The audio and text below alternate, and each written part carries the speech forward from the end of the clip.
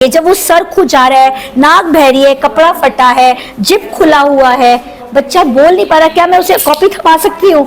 नमस्कार, मैं यशवी गोयल और आप देख रहे हैं todayBhaskar.com। और आज आपको मिलवाने जा रही हूँ जो माँ बनकर बच्चों को शिक्षित कर रही है। जी हाँ, फरीदाबाद क्षेत्र में माँ बनकर जरूरतमंद बच्चों को शिक्षित बना रही है सोहम चैरिटेबल ट्रस्ट की फाउंडर प्रतिमा गर्ग जी से। नमस्कार। नमस्कार। नमस्कार। कैसी है मैम आप? बहुत बढ़िया मैम, आपके बारे में जब भी सुना कि आप बच्चों को शिक्षित कर रही हैं, तो सबसे पहले मैं ये जानना चाहूँगी कि ये समाज सेवा की लत आप में आई कहाँ से? अपने सब दादा मम्मी प्रिंसिपल थे, घर पूरा एजुकेशन, दादाजी एजुकेशन कमिश्नर थे, खुद से हम गवर्नमेंट स्कूल में पढ़े, तो काफ़ी बच्चों के साथ हमेशा जाना आना रहा, स्कूलों में जाना आना रहा, मम्मी के साथ, दादाजी के साथ डिफरेंट फंक्शंस में, तो हमेशा उन्हें करते हुए देखा, मदद करते हुए देखा। तो वो एक कहीं ना जब आप घर परिवार में देखते हो तो वो आपके साथ कहीं ना कहीं बस जाता है। तो हमेशा से मम्मी ने कहा कि तुम खुद से जब पढ़ाओगे ना किसी को तो तुम ज़्यादा सीखोगे। तो हमेशा अपने से एक लोअर किसी को, जैसे मेड का बच्चा आता था या मेड ही आती थी कि चल तुम लिखो, यमुना लिखना सीखो, हमारी मेड का नाम था यमुना, तो लिखना सीखो दीदी, आप कैसे साइन करोगी। तो ऐसे करते करते ना खेल खेल में वो आदत सी पड़ गई। फिर जब बड़े हुए तो बिटिया छोटी थी और नौकरी छूट गई क्योंकि उसको संभालना था, हस्बैंड की नौकरी जरा टफ थी, तो मन नहीं लगता था। फरीदाबाद तो उस टाइम में आप सोचिए 1999 2000 में क्या था, एक जंगल सा ही था। तो फिर मैंने इस चीज़ को धीरे धीरे अपना एक पैशन बनाना शुरू किया। फिर संस्थाओं में काम करना शुरू कर दिया। DC मॉडल भी गई मैं, 1-1.5 साल वहाँ भी एज ए टीचर UKG के बच्चों को पढ़ा दिया उन्होंने। फिर उसके बाद ये जागृति सेवा ट्रस्ट मिस्टर कटपालिया का है, उनके साथ मैंने बहुत काम को सीखा उनके। लेकिन अनफॉर्चुनेटली 2020 तक आते आते क्या हुआ, सब कुछ बंद हो गया हम जो कर रहे थे। तो मुझे ये लगा कि तब बहुत और बुरा हाल हुआ कि बच्चों का क्या किया जाए। बच्चे गलियों में घूमते थे कोविड में, हमें लगता था कि अंदर, लेकिन ये बच्चे सारे बाहर घूमा करते थे।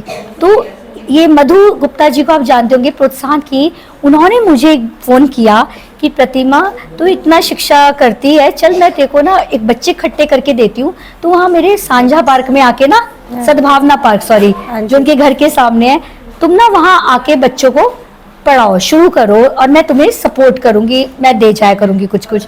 मैं कहा चलो दीदी आते हैं। एंड फिर आई स्टार्टेड वहाँ पे, फिर बहुत सारे बच्चे इकट्ठे हो गए। फिर उनके साथ में एक प्लॉट खाली था जब तक, फिर हमने वहाँ पे लेना शुरू किया, बट फिर वो इतना चल नहीं पाए, तो मेरे लिए भी बड़ा मुश्किल हो जाता था दूर का। फिर धीरे और मुझे कुछ और भी ज़्यादा करना था। फिर क्योंकि मैं बहुत दिनों से काम कर रही थी तो लोग मुझे बहुत ज़्यादा जानते थे, तो मिर्ज़ापुर से मुझे एक ऑफ़र आया। उन्होंने कहा मिर्ज़ापुर से कि आपको हम जगह देते हैं मैडम, आप ना यहाँ पे हमारे बच्चों के लिए कुछ करिए। तो वहाँ पे मैंने अपना पहला IT सेंटर 24 कंप्यूटर का वर्क किया। तो उन्होंने 2 हॉल दिए मुझे, एक अभी IT सेंटर चल रहा है और एक वीर बैरागी भवन में हमारा कोचिंग सेंटर।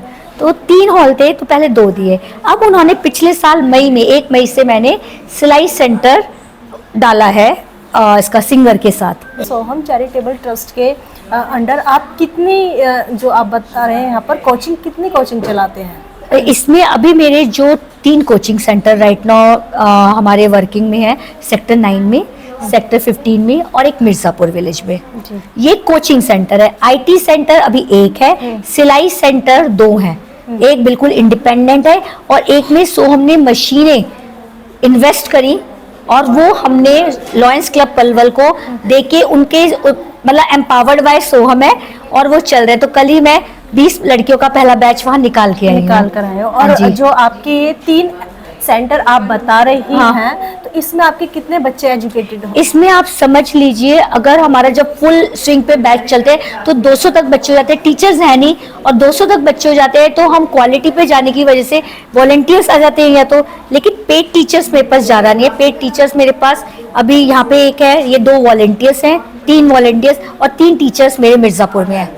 अच्छा प्रतिमा जी, जैसे कि बहुत सारी जगहों पर देखते हैं कि पार्कों में तो पूरे फरीदाबाद में ना क्लासेस चल रही है, लेकिन उनको ना अंतोगत्वा यह बोला जाता है कि चलो यार नौटंकी कर रहे हैं। हाँ, मेरे यहाँ पे मेरा बड़ा स्ट्रिक्ट एक रेगुलेशन है।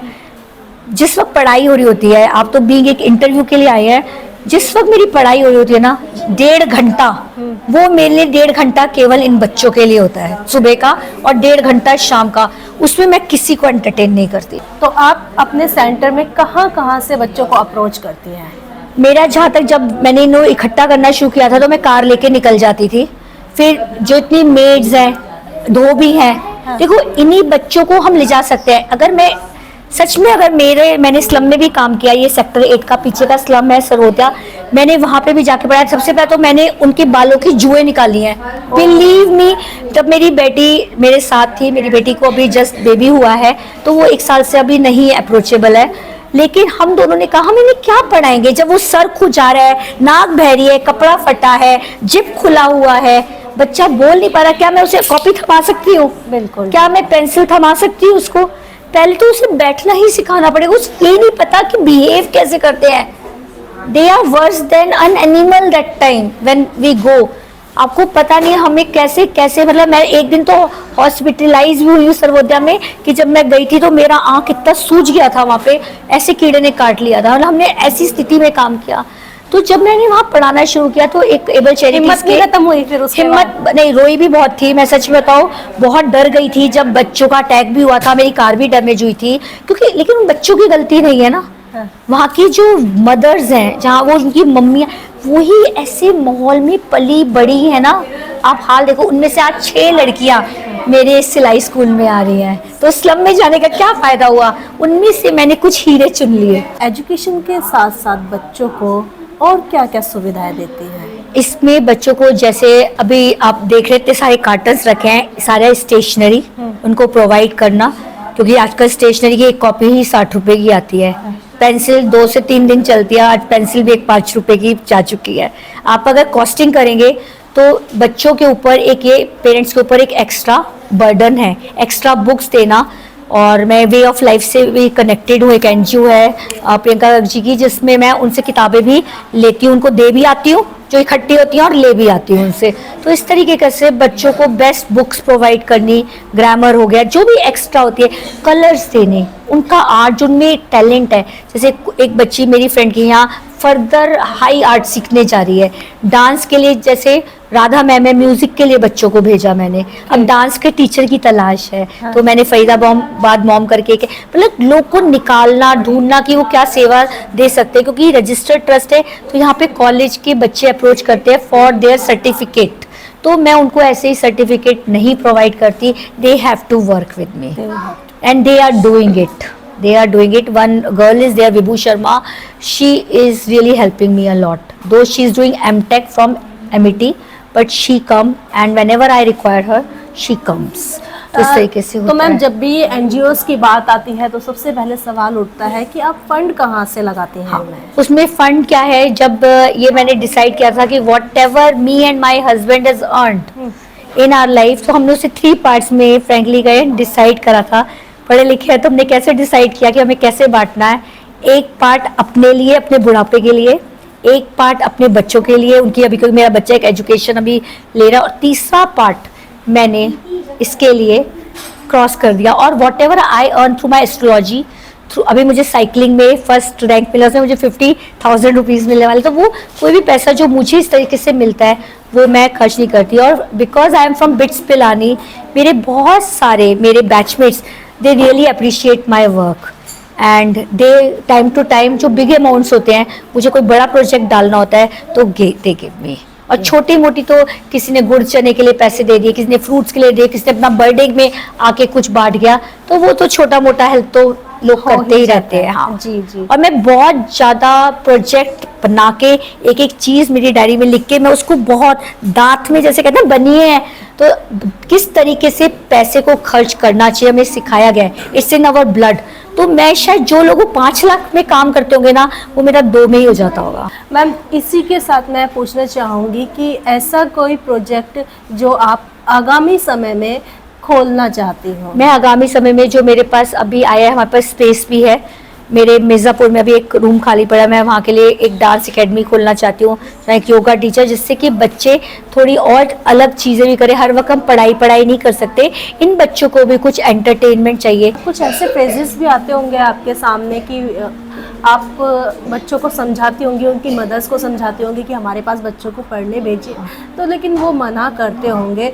उन जैसे लोगों के लिए आप क्या अपील करना चाहेंगे? अनफॉर्चुनेटली उसका सबसे पहले तो मैं पहली बात है कि मैं इनको ब्लेम नहीं कर सकती।